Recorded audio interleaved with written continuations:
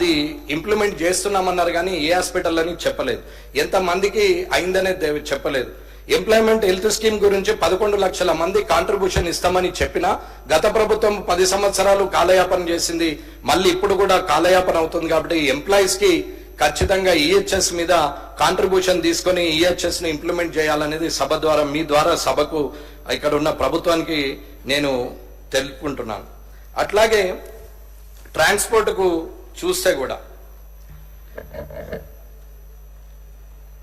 ఇవాళ మహాలక్ష్మి పథకం వల్ల నిజంగా అక్క చెల్లెళ్ళు అందరూ కూడా తిరుగుతున్నారు, కాదని నేను అనట్లేదు, వారికి లాభమైంది.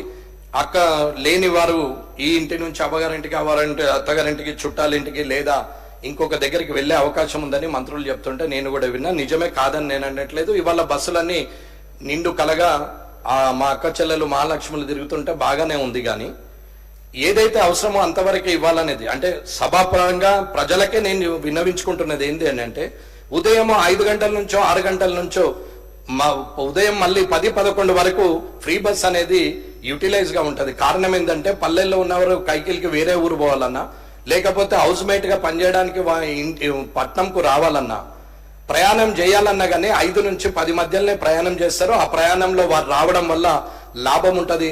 అక్కడ ఉన్నటువంటి కూలి పనికో లేకుంటే ఇంటి పనికో లేక ఏదైనా వాళ్ళ షాపులలో పనిచేయడానికో వాళ్ళు తిరగడానికో వాళ్ళు ఉద్యోగం చేయడానికో వారికి పనికి వస్తుంది అనేది నా అభిప్రాయం. కానీ పొద్దున ఉదయం నుంచి రాత్రి వరకు అదే పనిగా ఫ్రీగా ఉండడం వల్ల కూడా మహిళలకే కాదు అక్కడ ఉన్నటువంటి మిగతా ఉద్యోగులకు మిగతా పురుషులకు అందరికి కూడా సమస్యలు పెరుగుతున్నాయి. అట్లని మహిళల్ని నేను తక్కువ అంచనా వేసి మాట్లాడతలేను, కానీ ఉదయము 5 నుంచి 10 వరకు, సాయంత్రము మళ్ళీ 5 నుంచి రాత్రి 10 వరకు 2 పర్యాయాలు వారికి ఫ్రీగా ఇవ్వడంలో తప్పు లేదు.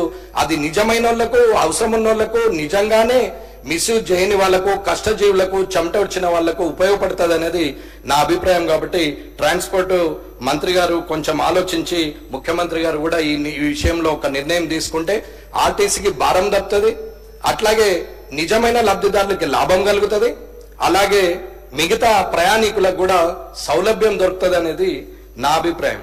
ఇకపోతే టిఎస్ఆర్టీసీలో ఇప్పటి వరకు ఏదైతే ప్రభుత్వం ఆర్టీసీని విలీనం చేస్తామని చెప్పిరు, అది ప్రకటించలేదు. యూనియన్ల పునరుద్ధరణ వెంటనే చేస్తామని చెప్పిరు, అది అట్లాగే ఉండిపోయింది. 2017 వేతన సవరణ బకాయిలు వెంటనే చెల్లిస్తామన్నారు, అది అట్లనే ఉండిపోయింది. రిటైర్ అయిన ఉద్యోగులకు లీవ్ ఎన్కాష్మెంట్ ఏప్రిల్ 22 నుంచి చెల్లించలేదు, వెంటనే చెల్లించాలా. ఉద్యోగ భద్రత పాత సరుకులను రద్దు చేస్తూ విధి విధానాలు కొత్త ఇవ్వాలనేది కోరడం అవుతున్నది. అట్లాగే చట్ట వ్యతిరేకమైన డ్యూటీలను రద్దు చేసి విపరీతమైన పనిభారాన్ని ఉదయం 4 నుండి 14-15 గంటలు డ్యూటీగా ఉంటుంది, అదొకసారి చూడాలని కోరిక. అలాగే మహాలక్ష్మి పథకం గురించి చెప్పడం జరిగింది.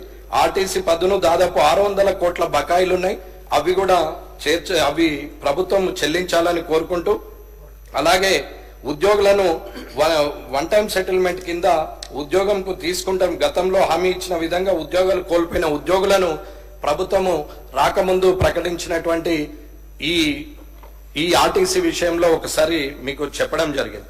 ఇకపోతే ఆఖరణ ఎంప్లాయ్మెంట్ అన్న, నేను ఎంప్లాయ్మెంట్ గురించి 1 నిమిషం ఎక్కువ మాట్లాడాలని ఏం లేదు. నేను కూడా ఎవరికి తెలియని విషయాలు చెప్తున్నాను, నేను మాట్లాడలేదు. కానీ అందరికీ అన్నీ తెలుసు, అందరికీ తెలిసిన అనలేని వారే చాలా మంది, అనగలిగిన వారే కొందరు. కాబట్టి ఆ కొందరులో నేను అనుకొని చెప్తున్నాము.